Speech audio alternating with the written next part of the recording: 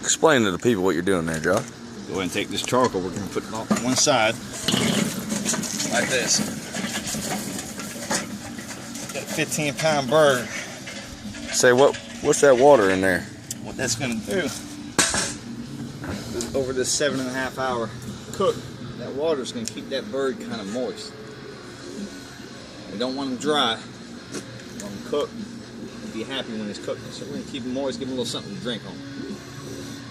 Next, I'm going to use a little bit of apple smoking chips. Now what these do, the reason I chose citrus-based wood to smoke my turkey with is because fruits and citrus wood complement the turkey.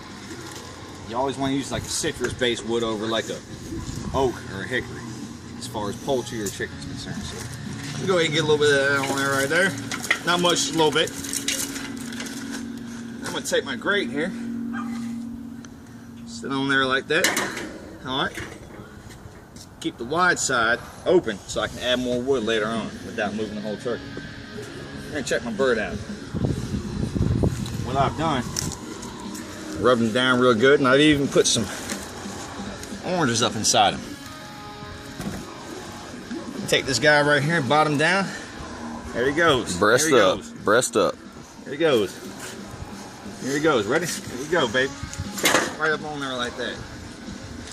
I'll take him, get him nice and comfortable here. Put him back like this. Far away from that heat as I can. Now, one thing a lot of people don't know, we're going to take this lid on here. Take this. Notice.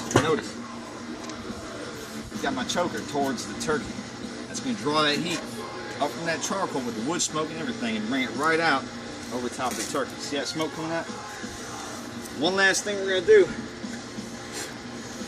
Take my thermometer, put them right here. We're going to keep that heat right at about 240, 250. No more, maybe a little less. That's where I want to be at. So get back with you in a little bit, let you know how it comes out.